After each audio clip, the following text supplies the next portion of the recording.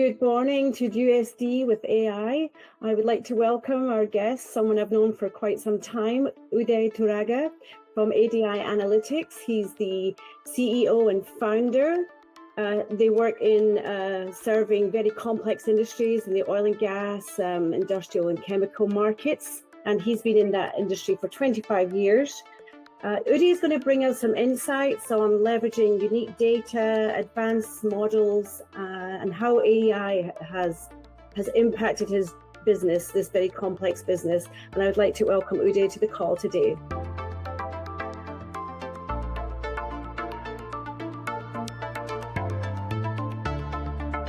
Thank you for having me, Maxine. I appreciate this.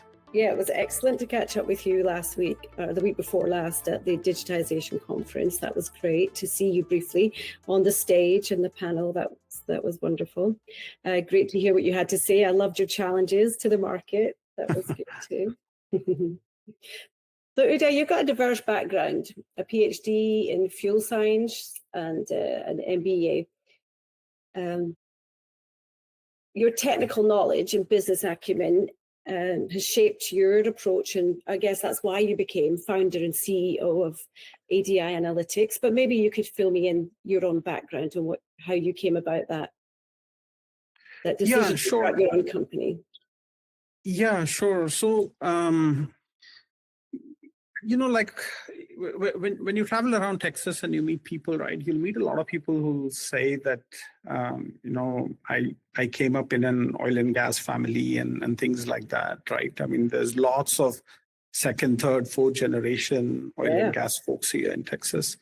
I grew up in India, but I also grew up in some sort of an oil and gas family, right? My dad used to work for the oil and gas industry. He was a big influence on me and very quickly got me interested. And because of that exposure, right, I got very quickly interested in the broader energy industry. And so I got my bachelor's and master's in India, got them in chemistry from the University of Delhi, came to the US for my PhD, got my PhD in fuel science from Penn State, and then went to work for ConocoPhillips.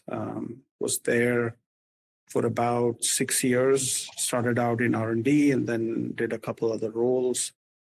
And then while I was there, I got my MBA from the University of Texas at Austin. I was getting more and more interested on the business side of things, wanted to diversify out of a predominantly technical role. So after I got my MBA, I went to work for one of these large consulting firms doing strategy consulting work. And after a year there, I got my green card and started ADI in 2009. I always wanted to do something on my own. It felt like a good time to try this. And I started out just by myself in 2009. And I said, let's see how this kind of goes. And slowly it started picking up. And slowly, I've been fortunate to be able to grow the firm over the last 16 years. Excellent. It flies in, doesn't it? Yeah, I still remember the challenges, that we faced right at the beginning of the firm very clearly. The first few years, as you know, right, any company is very difficult. Any startup company is difficult. Yeah, I hear you. Did you know that did I tell you that I went to India many, many years ago? Before I came to Texas, I went to India for about 6 months and spent some time in Delhi, and I had a wonderful time there. I went for 2 weeks and stayed 6 months. That's how fabulous it was. Oh, really? Okay. I did not know that. I know we talked about that when you came and visited us here at our office at ADI, that you'd been to India, but I didn't know that you went there for thinking that you'll be there for a couple of weeks, but stayed for long. But I'm glad that hopefully you had a good experience.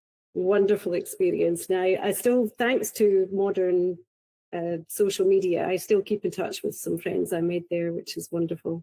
Excellent. Yeah, one of them was actually a doctor in Louisiana. So. Oh, really? Wow. Okay. Yeah.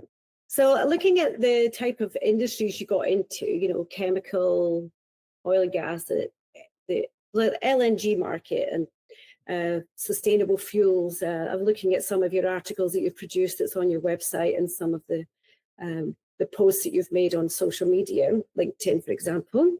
How would you say the LNG market is influencing the sustainable fluids market? Because LNG has been around, it's very mature, right? It's been around a minute. Yeah.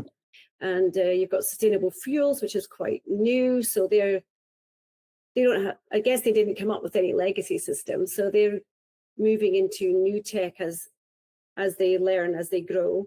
What's your thoughts on, can they learn from each other? Is the tech too different? Is the infrastructure too different? What would you say the comparison between those two markets for you? Yeah, that's a good question, right? I mean, on the face of it, right, I think they look very different, right? The LNG market and let's say sustainable fuels, right? But one of the things that we believe at ADI very strongly is that there are very strong common themes across these markets in the broader energy space, right? And that's why, for example, we host the ADI Forum, right? It's the only event that we host. It's our flagship conference that we hold in the spring every year. And every year we try to make this point that the ADI Forum is different because it takes a strategic view across the entire energy value chain. And most other industry conferences will be focused on upstream or will be focused on refining. While I think we believe that as a consulting firm that focuses in oil and gas, energy and chemicals, we kind of bring that strategic view of the entire value chain. And that's important because the touch points are becoming increasingly important, right? So coming back more specifically to your question, as a consulting firm, ADI works in upstream, midstream, gas and LNG markets, refining and fuels. But we see all of these markets to be very closely related, right? So if you take LNG, for example, one of the big drivers for LNG is energy security today, but we also think that LNG can be a very powerful tool in reducing the carbon intensity of a lot of emerging markets, for example. I mean, that's essentially what natural gas has done here in the US. Natural gas has displaced a lot of coal-fired power generation capacity, and because of that, CO2 emissions in the US have fallen by roughly 25% in the last 15 years. So that same sustainability impact can be achieved with sustainable aviation fuels, just as an example, but more broadly biofuels, right? So we see very similar themes across a lot of these market segments. And that's why, we as a firm have developed expertise and have a team that has capabilities across the entire value chain as opposed to focusing exclusively on one market segment. Yeah, excellent. What would you say your conference is in, February was it this year? What would you say the key takeaway that you got from that? Yeah, I mean, this was a particularly interesting time to have a conference, right? Because the Trump administration had just taken office. We were coming off of 4 years of the Biden administration, which had invested very heavily through policies in energy transition. So there were a lot of questions around what happens to energy transition going forward. So I think that was one of the big takeaways from the conference, which is that a lot of these energy transition projects could potentially be at risk, and that a lot of them would have to develop very strong commercial market positioning. Otherwise, they wouldn't be able to survive, because a lot of projects had been proposed in and around energy transition in the past 4 years. The other big takeaway was a lot of optimism around natural gas and LNG markets, and we have seen a lot of that come to fruition. LNG project development has accelerated significantly. Contracting, sales and purchase agreements, for example, for a lot of LNG projects have been signed at a fairly rapid clip. The industry has deregulated, government has deregulated a lot of activity in and around LNG. So we've kind of seen all of that come through. So that was probably a second big takeaway. The ADI forum covers the three markets that we serve, which is oil and gas, energy, and chemicals. So there was a lot of optimism around electricity demand growth. That was probably one of the third major takeaways. And then probably the last piece on chemicals, right? Chemicals continues to be distressed. And there was a lot of concern around whether a recovery in chemicals would be further delayed, for example. So those at a high level were some of the takeaways from the EDI forum this year. Yeah, it seemed to, I guess it seemed to do almost like a 360 from the previous year, where it was very much clean, sustainable energy driven back to let's save ourselves, get back to LNG. So. Yeah, I mean, we think that clearly the policy support for energy transition has declined, but there is still a lot of fundamental market drivers that are supportive of the energy transition globally. And so we still are very bullish on a lot of market segments within energy transition: solar, energy storage, biofuels. I mean, the Trump administration has been very supportive in general of biofuels, especially biofuels with a strong tie to domestic value chain. So, for example, the use of domestic feedstocks for biofuels. Yeah. So in that sense, there's still very promising opportunities around the energy transition. But obviously, markets like gas, LNG, electricity demand are growing much more rapidly. Yeah. So the increasing focus on that value chain and the logistics and the technology that comes with that. What trends are you seeing as far as how companies will be monitoring and pivoting to stay competitive? What do you see them doing? Yeah, that's a good question, right? I mean, if you talk about gas and LNG, for example, one of the big challenges for gas and LNG today is how do you bring on so many projects on stream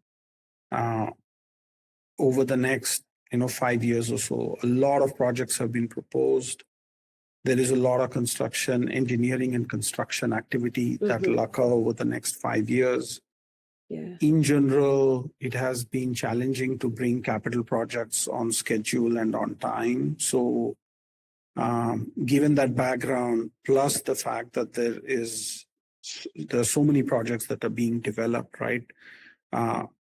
What will be the ability of the industry to bring these projects on schedule, on time is I think one of the big overarching risks and concerns that a lot of people in the space have.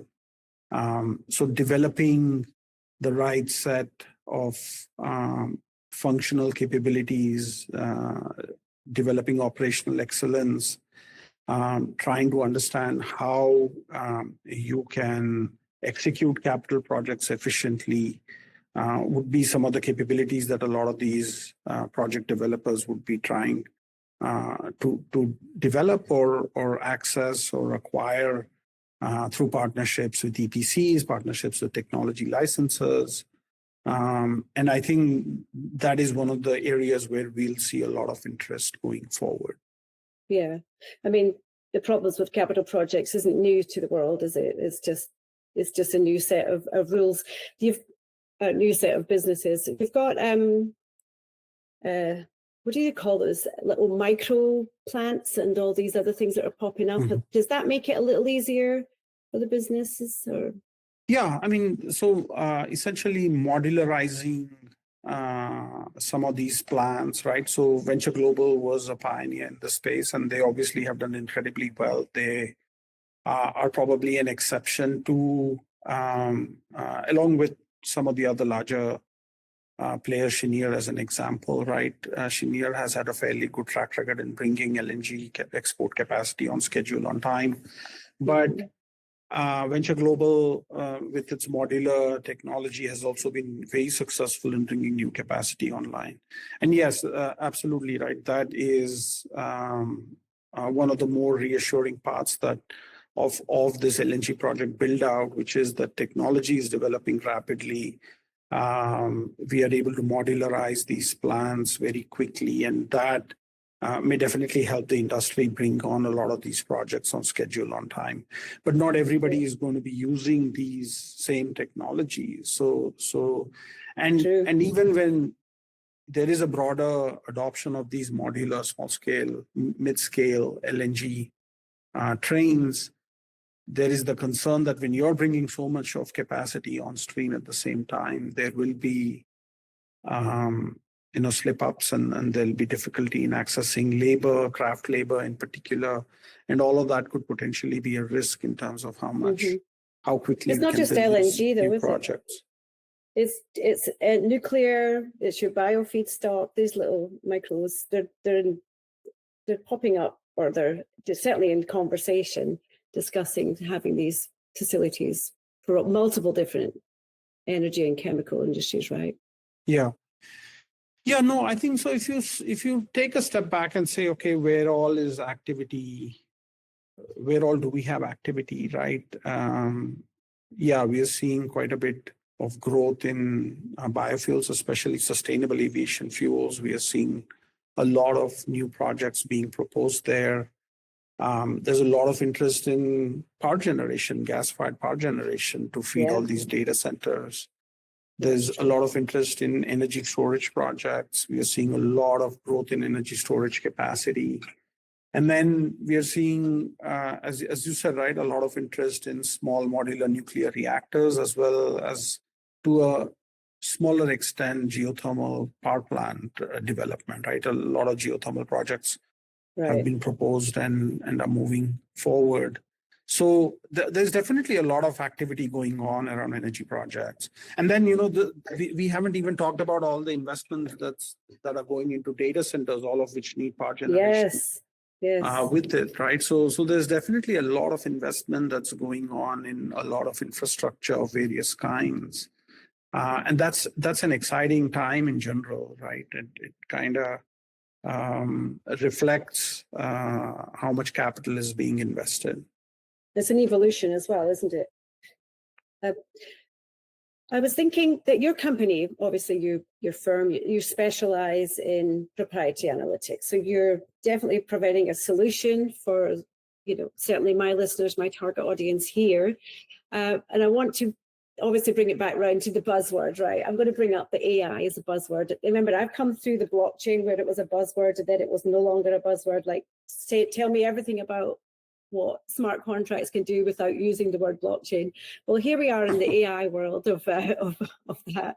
How do you differentiate real and practical applications of AI from the hype, and how it helps your end use, your customers, basically, the customers that you serve?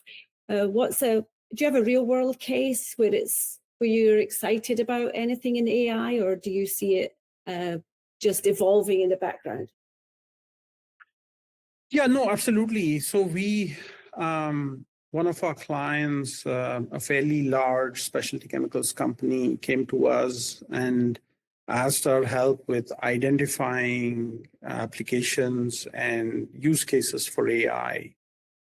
So we ran a project where we looked at a number of applications for AI.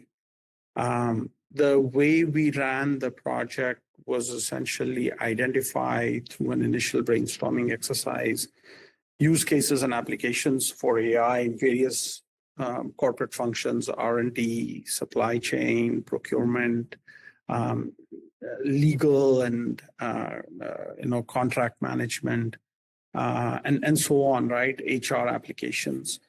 But then we essentially democratized the process a little bit by identifying a number of micropilot cases that we ran in each of these functions, and then oversaw all of those micropilots and essentially took all of the results and used a collective process to kind of screen them for their impact across the different groups within our client. And based on that, we came up with two major areas where there was a massive impact.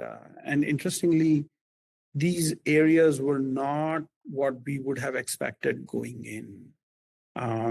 So, we still think that the impacts of AI are not quite clear yet. The technology is obviously incredibly promising. The applications are very widespread, and the collective outcomes can be transformational and disruptive.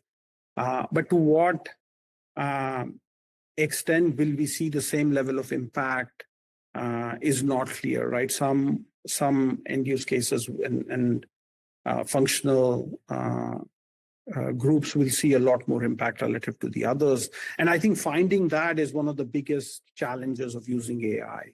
It's not necessarily deploying how AI can be used, but it is exactly where will AI have the most impact and how do you find that use case and application. And this obviously will change from company to company.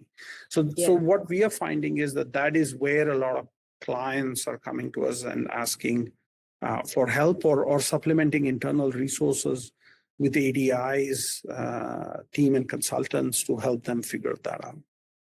I love it. That rounds it up actually for me. And I wonder if there's anything else you wanted to tell your listeners, my listeners, anything else you want to share, or just thanks. Thank you for having me, right? I mean, I've enjoyed this conversation. We've touched on some of the issues that we see are buzzwords or hot topics today that we speak about, right? So, it's definitely an exciting time, right? I mean, we are seeing a lot of growth in electricity demand. We are seeing some clarification that is emerging that will hopefully be supportive of energy transition projects that are rooted in strong economics and market fundamentals. The energy industry keeps changing, and we are just in a different environment right now where there's still a lot of things to be optimistic about, and there's a lot of stuff that we at ADI have been busy working on. Right. Yeah. Well, if anyone can do a forecast or analytics on this, it's you guys. So I appreciate you coming on and joining me today and having this really informal chat about saving the world. Right. No, thanks, Maxine, for having us. Thanks. We appreciate the support. It's been a pleasure working with you on different things over the years and running into you at different conferences.